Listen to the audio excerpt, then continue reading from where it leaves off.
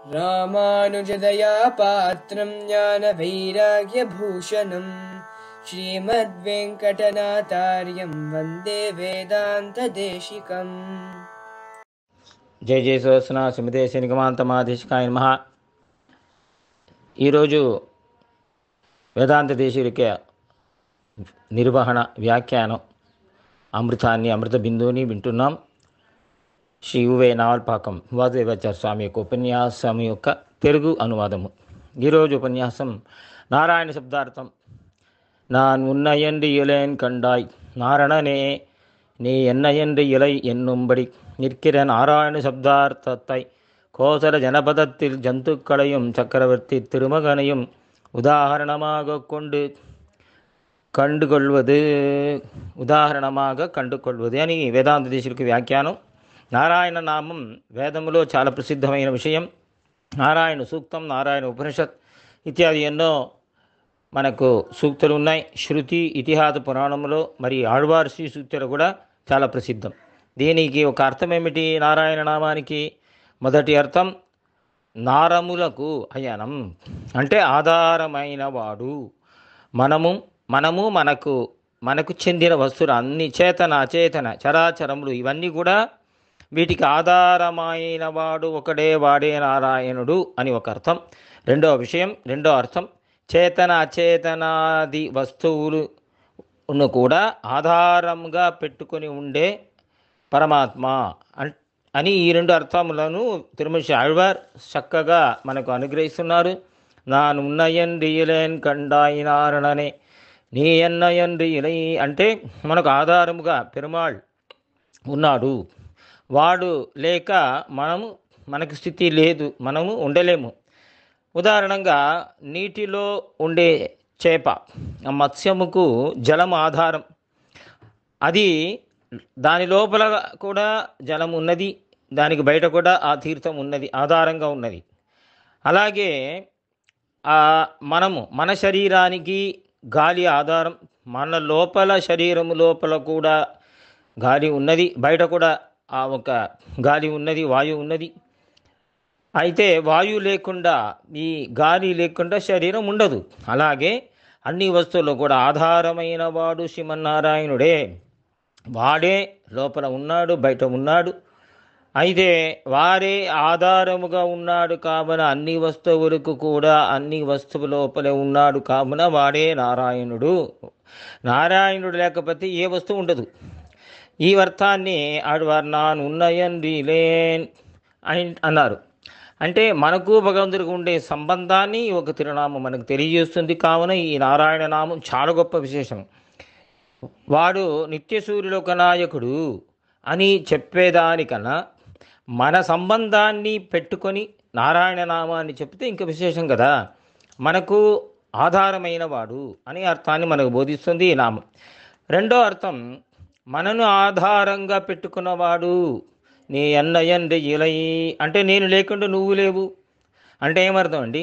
ఇది బోధపడడం కొద్దిగా కష్టం. భగవంతుడు లేకుండా మనము లేము అనే విషయాన్ని తెలుసుకోవచ్చు.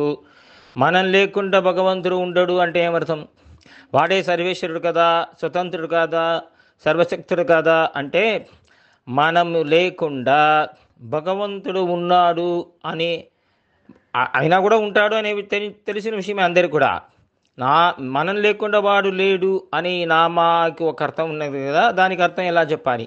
వేదాంత అంటున్నారు, మన నారములు అన్నీ కూడా భగవంతుడికి ఆధారమే అంటే ఏమర్థం? ఆధారం అంటే వాడికి స్థితి, చోటు అని అర్థం కాదు, ఇక్కడ నిరూపకం అని అర్థం. అంటే భగవంతుని తెలుసుకోవాలంటే దానికి ఆధారంగా మనం ఉంటున్నాము. భగవంతుడు ఎవడు, దేవుడు ఎవడండి అని ఒక పసిపాపని బిడ్డని అడిగితే ఆ బిడ్డ మనని అడుగుతుంది, ఒక పాప, భగవంతుడు ఎవడు అంటే నువ్వు కోరుకున్న ఫలాన్ని ఇచ్చేవాడు, నువ్వు ఏమి కావాలంటే అది ఇచ్చేవాడు, నిన్నే రక్షించేవాడు, ఈ లోకాన్ని సృష్టించినవాడు అని, మనకు కావాల్సినన్ని ఇచ్చేవాడు అని మనము ఉదాహరణంగా ఒక పాపకు, శిశువుకి మనం ఇలా నేర్పవచ్చు. అంటే మనల్ని పెట్టి కదా భగవంతుని చెప్పాలి. అదే యతోబా ఇమాని భూతాని జాగంతే అంటుంది మన పరమాత్మ లక్షణం అంటుంది. లోకాన్ని సృష్టించేవాడు అని చెబుతుంది ఉపనిషత్తు. కావున ఈ లోకాన్ని దాంట్లో ఉండే వస్తువులని పెట్టుకొని మనం భగవంతుని మనం తెలుసుకోవచ్చును. సత్యముగా అంటే వాస్తవంగా భగవంతుని ఆత్మస్వరూపంలో సత్యస్వరూపం, అమల స్వరూపం, ఆనంద స్వరూపం అని ఎన్నో విషయాలు ఉన్నా అది మనకు బోధపడదు.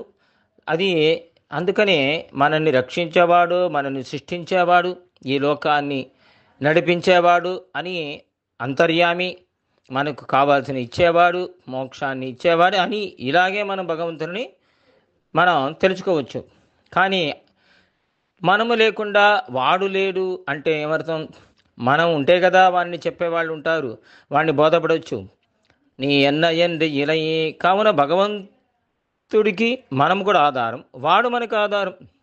భగవంతుడికి ఈ లోకంలో వాడిని తెలుసుకోవాలంటే నిరూపకమైన ఆధారంగా మనం ఉంటున్నామని అని అర్థం. ఈ రెండు అర్థములను భగవంతుడే మన గది అని మనం తెలుసుకోవాలని ఆ ఒక అర్థాన్ని తిరుమంత్రంలో నారాయణ శబ్దం తెలియజేస్తుంది. ద్వయమంత్రంలో కూడా నారాయణ శబ్దం ఉన్నది.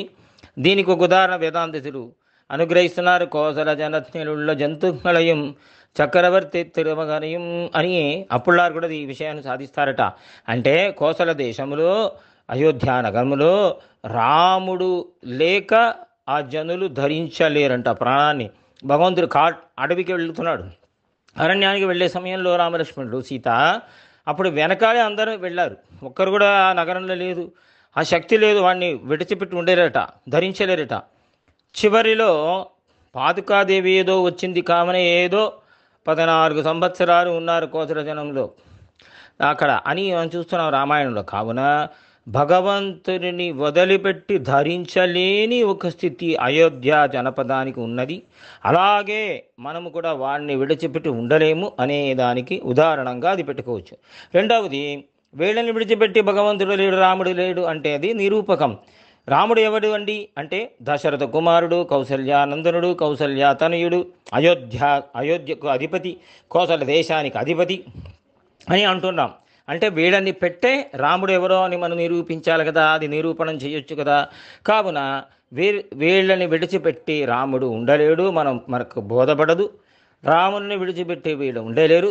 ఇదే ఈ శబ్దాన్ని నారాయణ నామానికి శబ్దం అనే విషయాన్ని మనం తెలుసుకొని వాడే మనకు ఆధారం, రక్షకుడు అనే విషయాన్ని మనం బోధపడి మనకు మనసులో అది ధరించి శరణాగతి చేసి భగవంతుని పొందాలి, మోక్షాన్ని పొందాలి. మనం ఆ ఒక జ్ఞానాన్ని పొంది మోక్ష పర్యంతం ఆ జ్ఞానం పర్యవసించి ప్రబద్ధి చేసుకుని మనం ఉజ్జీవించాలి అనే విషయాన్ని వేదాంత దేశికులు ఈ ఉపదేశం మనకు తెలియజేస్తున్నారు. శ్రీమతే శ్రీ గమాంత మహాదేశికాయ నమః.